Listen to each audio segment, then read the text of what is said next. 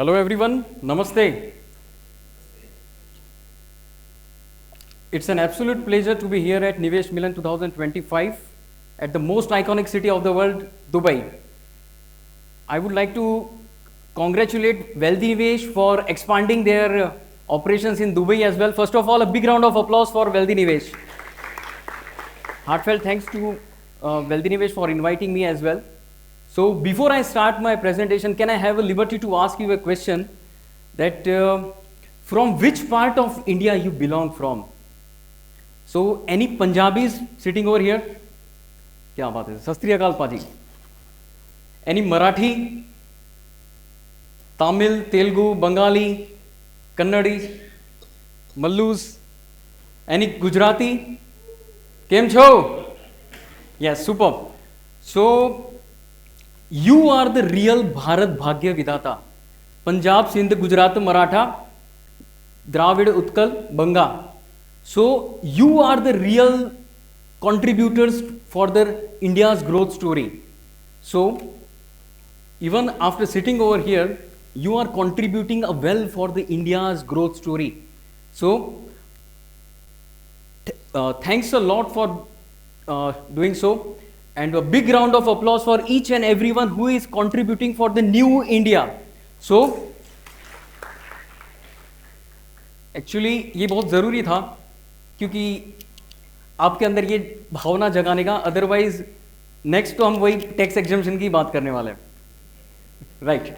So agenda for today's discussion would be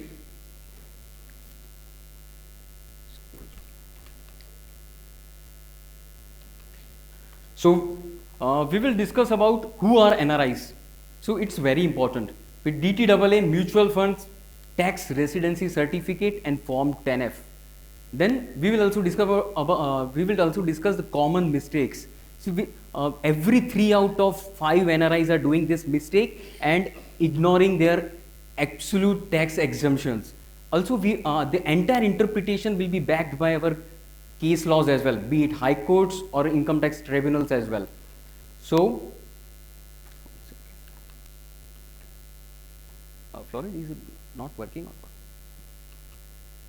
So, who is NRI? It's very simple. If you are residing outside India for more than 182 days, plus if you stayed in India for more than 120 days in last 4 years, then you will, if this condition is not satisfied, then you will be considered as NRI or non-residents.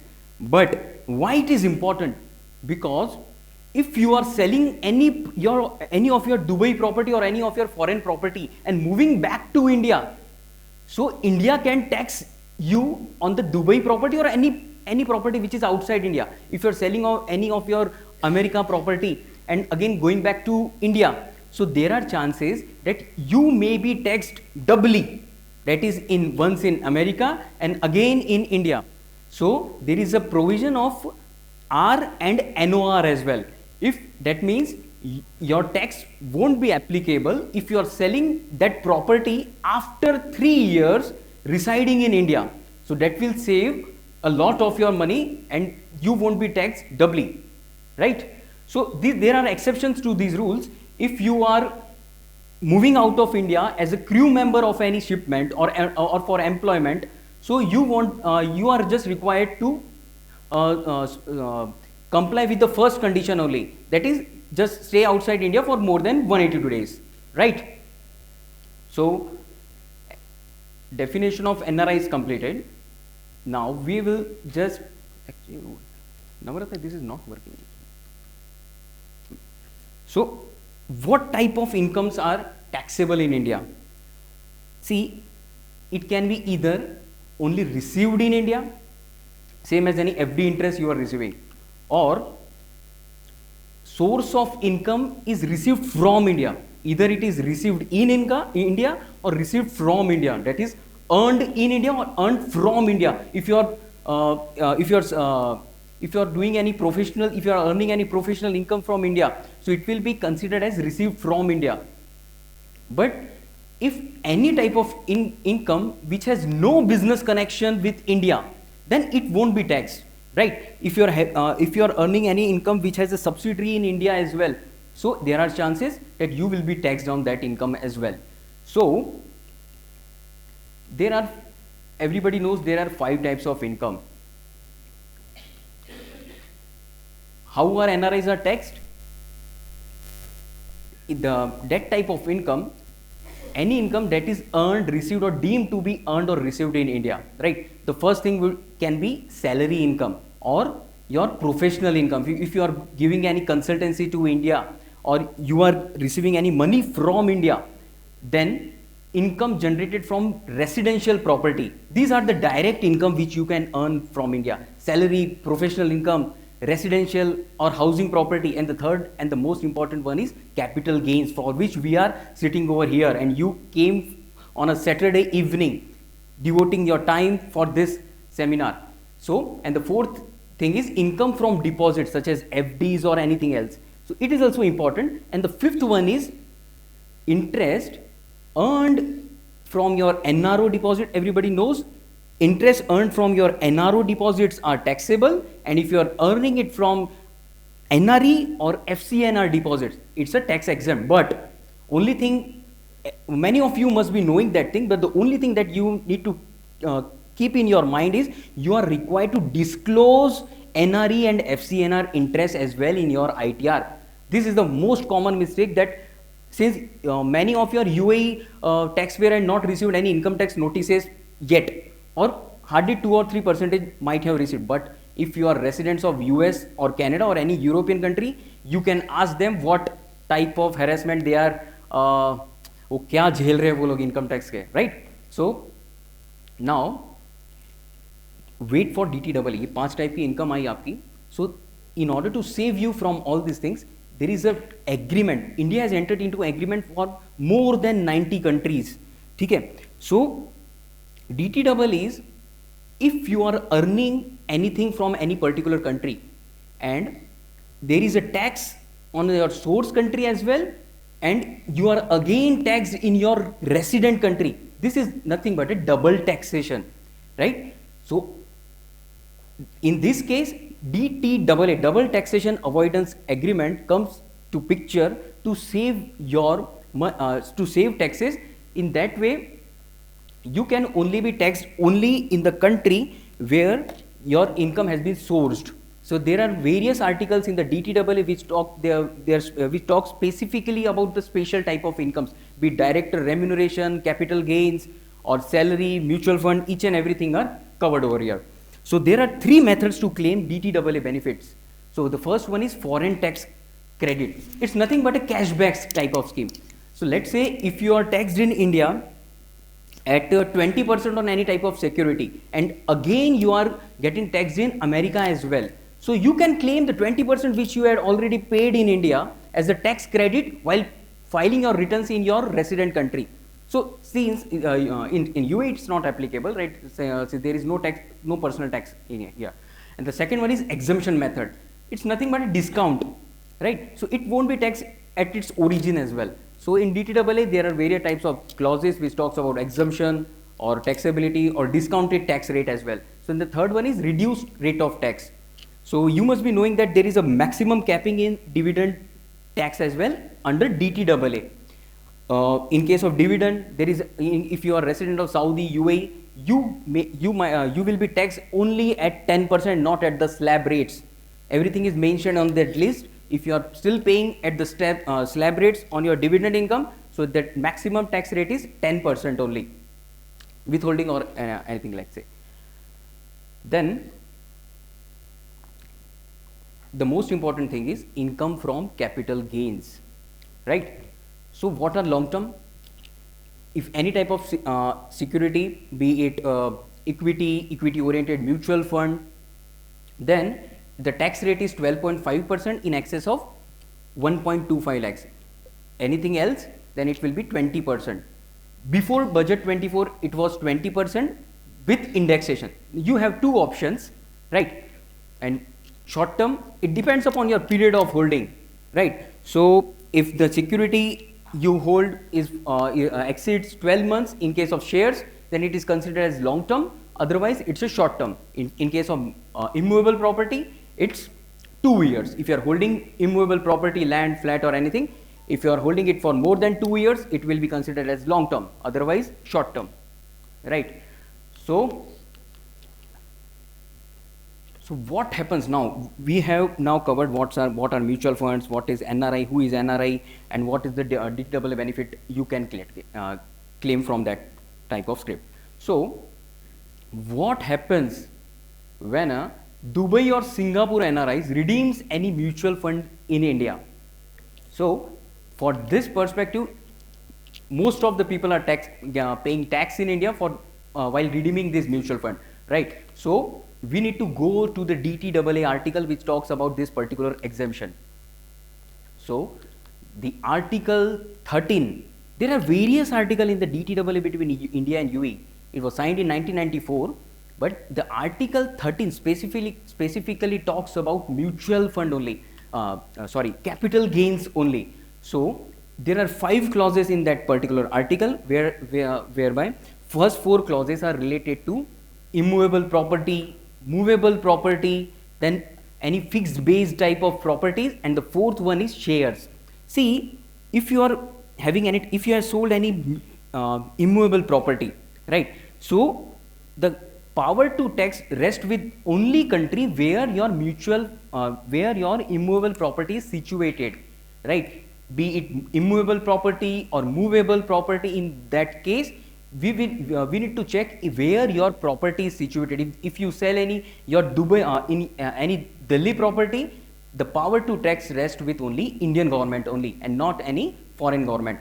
In the fourth clause talks about shares. Again, if you are selling any share of an Indian company, the power to tax rests again with India only. As in the earlier presentation, you had also heard that you are the partner in that company, in that particular Indian company. Since you are a partner in that Indian company, the power to tax also rests with the Indian government only. So in the 5th clause, which is a residual clause, it talks about that any other asset which is not covered in the first 4 clauses, the power to tax rests with the country where you are the resident, right? So in the first 4 clauses, immovable, movable, shares are covered. But what about mutual funds? Whether mutual funds are shares or they are having their own distinct property. But back of the mind, you might be thinking that since mutual fund are also investing in equity oriented funds or that type of security, right? So, but in that case, we need to check what are the features or what is the base element of a mutual fund.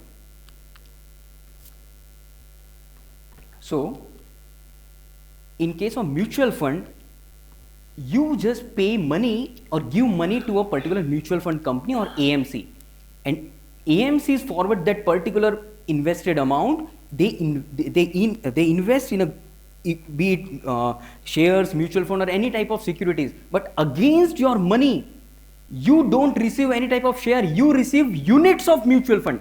You are not getting shares of that particular Indian company or any income or any asset. You are not shareholder of that particular company. You are the unit holder of the AMC. So, but whether this interpretation is backed by any case law or what? So, this is our interpretation that this should be the case. So you must be thinking that, does that mean that mutual funds are not shares, right? So you are absolutely right. In the for this interpretation as well, we have various case laws as well. But before that, let's just discuss about what are the key steps involved for getting the DTAA benefit. Even if you are resident of that particular country, that doesn't mean that you are given a visa to get that DTAA benefit.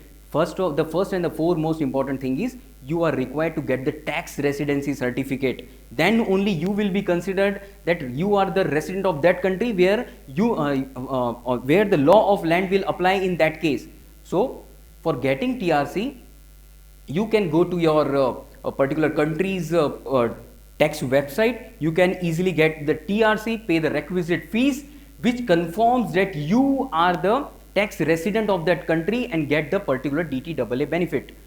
Once getting the TRC, you can give that TRC to the particular AMCs so that your TDS won't get deducted in the first origin point only.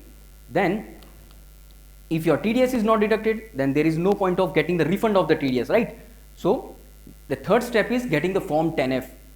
It's a declaration by the non-resident to the Indian Income Tax Authority that you are the tax resident by submitting your TRC to the Indian authorities. This will close the loop that you are the tax resident of that particular country as well. You are now submitting that particular information with the income tax authorities so that it closes the loop and you will be safeguarded against any income tax notice, or you can fluently get back your TDS which has been deducted by your AMCs. And the last step is, after getting 10F, better to file your income tax return and disclose each and every aspect of your capital gains. Even if it is exempt under DTAA, there are particular schedules for it.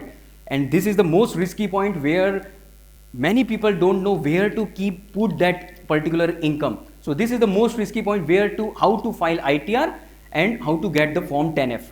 So these are the 4 important steps in order to get the DTAA benefit. So in fact, whatever we are speaking in last 15 minutes, whatever I am claiming about this particular interpretation, our interpretation is also backed by various high courts and tribunal as well. And the first and the most pertinent case law is related to Deputy Commissioner of Income Tax versus K.E. Faisal, which was where the K.E. Faisal, who is a resident, who is a resident of UAE, sold some securities, and he claimed it as he claimed the capital gains as an exempt security and claimed mutual fund under clause 13.5. But AO rejected his claim, stating that mutual fund has no such distinct securities and it is equivalent to shares, and the tax should be levied as per shares only, and the power to tax should rest with Indian authorities. But the matter went to ITAT and the tribunal seconded this interpretation, which is we are claiming that mutual fund comes under the residual clause and the power to tax will rest with the country of residence only. Okay. And there is another case law.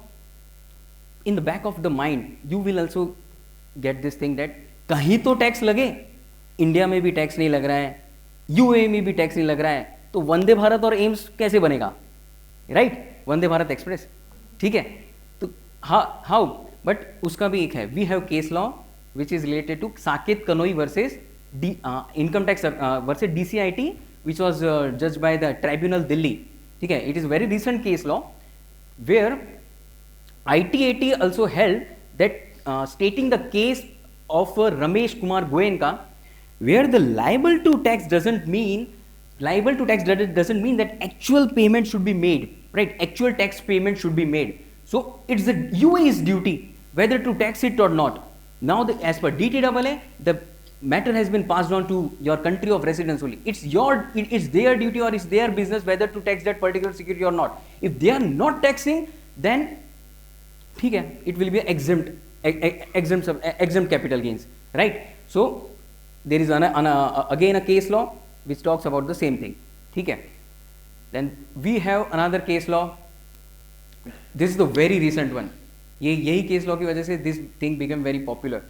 It was heard by Mumbai Tribunal, Anushka Sanjay Shah, where Mrs. Anushka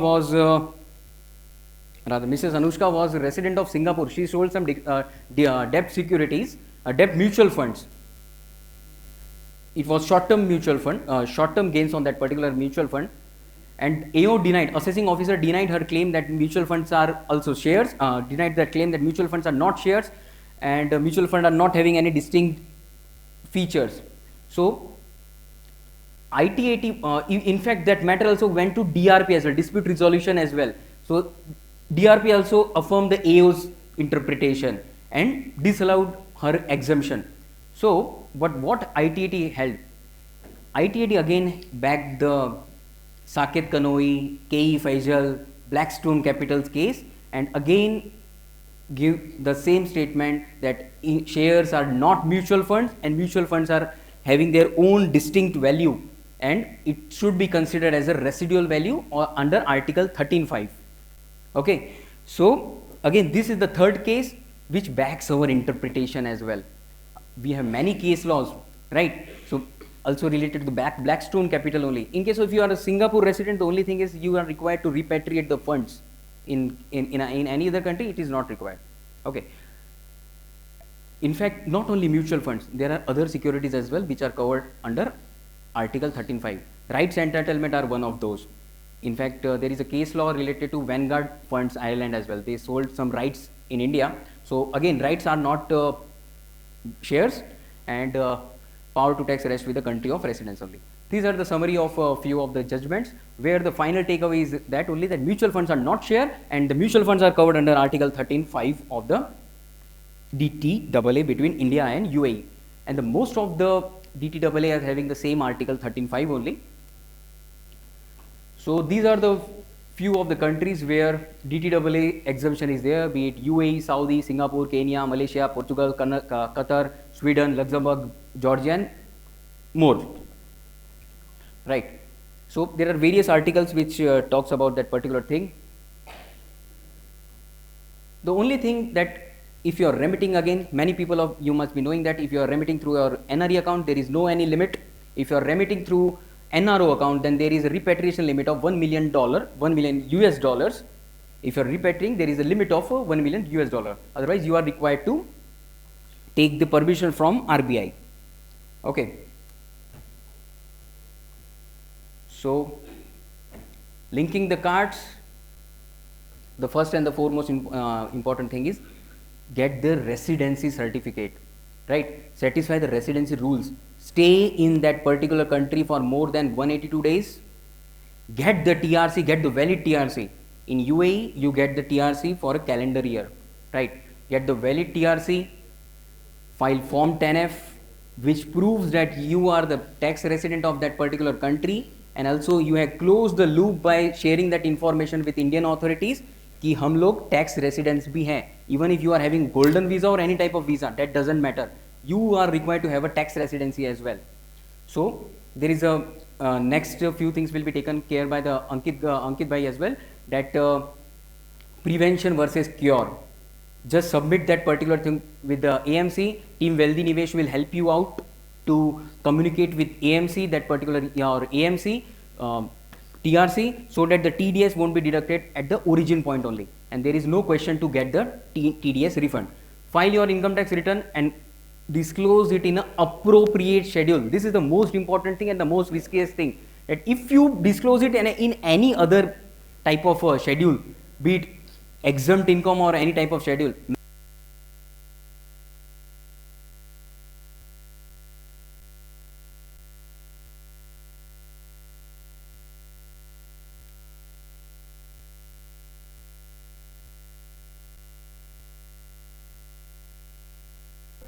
since last 15 years many people are claiming this thing, but the most important thing is you are required to disclose it in the appropriate annexure